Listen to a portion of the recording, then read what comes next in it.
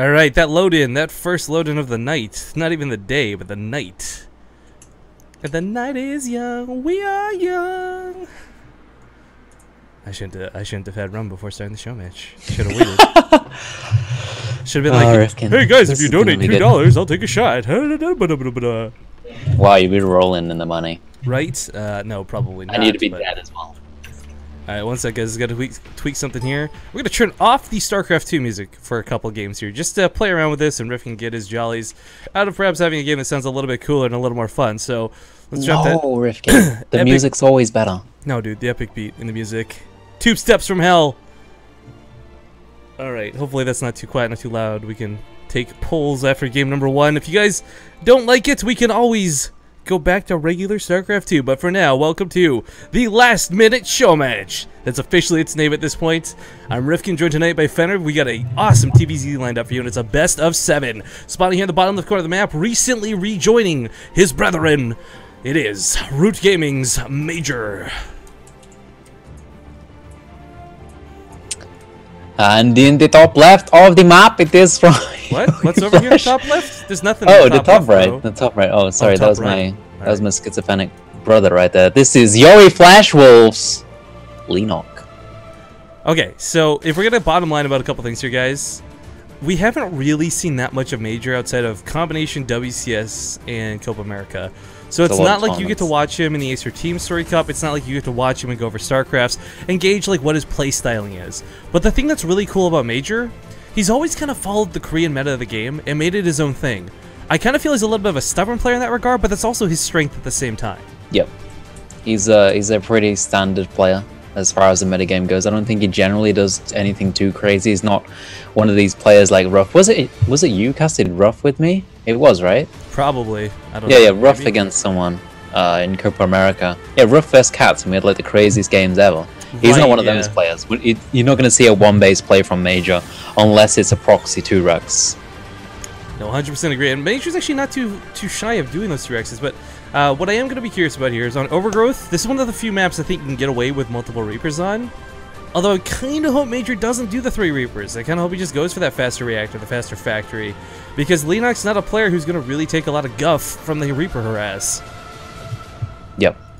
I mean, he's going to be on top of it. He's got that gas fast as well, so he's going to be able to get the speed straight away.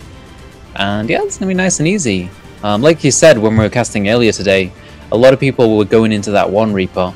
Let's see, yeah, and Major's going to do it as well. Yeah, it's really fallen out of favor to go Reaper heavy. It will still happen from time to time. It's like proxy Reapers or 2-Rax Reapers. They're not common anymore, but they once were, and they still have some strength in the game. But I think that SV Scout was really nice. The biggest thing it did was, of course, see that there was a gas already down, so he's going to know speed will be out at around that 6-minute mark. In fact, you know what? I'm going to try and call this. I'll probably be wrong, but I'm going to say 6:13. 6:13. I'll go with 6:05. All right, 6:05. I'll see. I'll probably forget. Actually, we could probably math it out right now. But you probably math it. No, don't math it out. Ruin it. Don't. I'm actually. I'm not even gonna mouse over it because I don't want anyone else to see it. But Major getting in here with the harass. But before this game really gets too crazy, guys, one of the big things I wanted to bring up, the whole referencing Major not being that available. Leenock's kind of got that same advantage. You know, the Taiwanese, the Chinese players, not nearly as notable as like a lot of the Koreans. Yep. You see Leenock in the Acer Team Story Cup. You see Leenock come out, you know, once in a while, and he's always really good. That's the scary thing. But he does pick up an SCV building the command center, so not a bad start. Oh, sneaky. It's always really annoying for a Terran player when that happens. But one thing I think about when I think of Leenock, I always think of crazy strategies. I think of Nidus Worms, really weird plays. That seems to be like what he used to go for, at least. Again, I haven't really seen him too much recently. The Leenock-topus. Yeah, he was at MLG, but I don't remember watching any of his games, to be honest. So, yeah, it's been a long time since I've really seen it. Like, I just remember, what map was it? Oh, Entombed Valley. Yeah, go on. Speed just finished. Sorry, I just want to point out we're both so wrong. He got the really early speed. Yeah, we're pretty wrong. I did actually math it out, Rifkin. Wow, dude, you are such a loser. Why don't you tell me the rush distances while you're at it? And the rush distance is 37 seconds, wall to wall.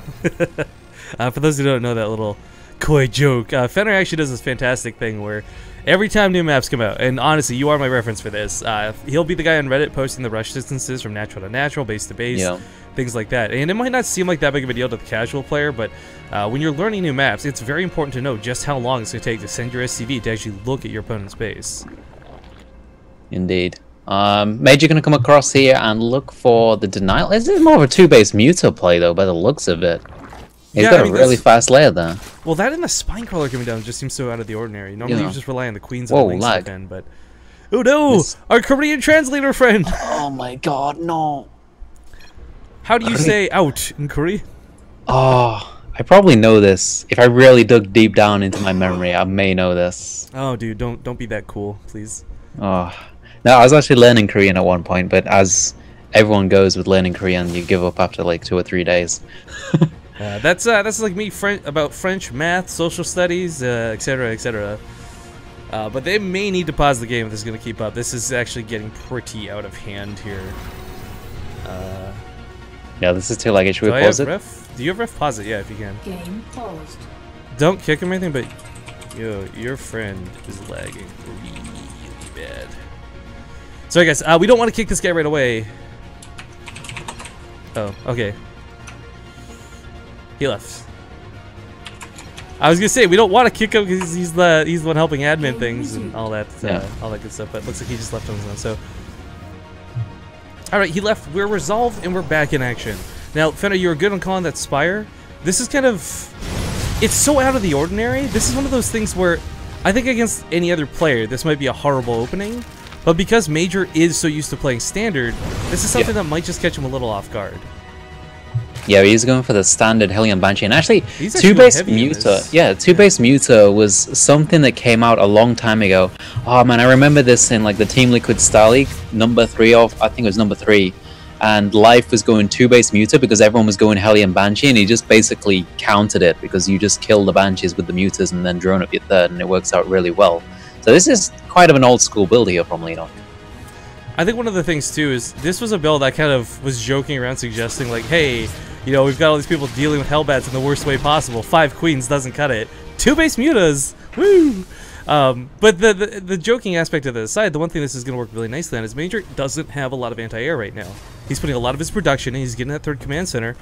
He doesn't. Whoa! The wall's down. This is huge. They get on top of the bunker. No baneling's necessary. Wall down at the top. Oh, he's in the main base, Rifkin. Oh god, falling apart left and right. He's coming back home. He should be able to clean this up with not devastating losses, but this is still damage he did not need to take. I don't know. I think this is way too much damage to take. Everything's being pulled back. He's going for the Tech Lab on there. That's going to cancel the stim if he can get it. And he should. Oh no, that's like a 3-minute upgrade. That's not going to cut it. And the other thing this is doing, Rifkin, he's not thinking about building turrets right now, and there's Mutalis on the way. Oh no. This is not a way for Major to go down. He's better than this, Fenner. Yeah, I mean, he's not thinking about it. That's the thing. Like, all this pressure. Did he never see the Spire? He's forgot about his upgrades as well. He never saw the Spire. He was too busy harassing in the main. GG! As soon as he saw the mutas. Yeah, they were... That's harsh. They were pretty far across the map. That was a painful loss there for Major. I just realized, I didn't realize he had actually thrown that down in the natural, because I had seen the Banshee up there harassing the main, and I was like, Major's got this, but I don't know. That's a heavy loss to take at the start of a series, especially because that's not like Major made mechanical error. That was just an issue with scouting, fully and entirely. Well, the thing is, like, he snuck the Lings out when there were Hellions on the map, so that's a huge thing in itself. And another big thing about that is, what map do we want to host? I got it. This time it's loading for me. Another big thing is, if Major knows it's 2-base, then he can probably expect muses. There's not too much else that's going to come from a late 2-base like that. It's too late for a Roach Bane or anything like that. But because of the Lings pressuring, he wasn't thinking about Leenock being on 2-base. He wasn't thinking about Mutalis. He wasn't thinking about that. He was just thinking about defending his bases. And that's why the Mutas got out there across the map, and he had no defense for it.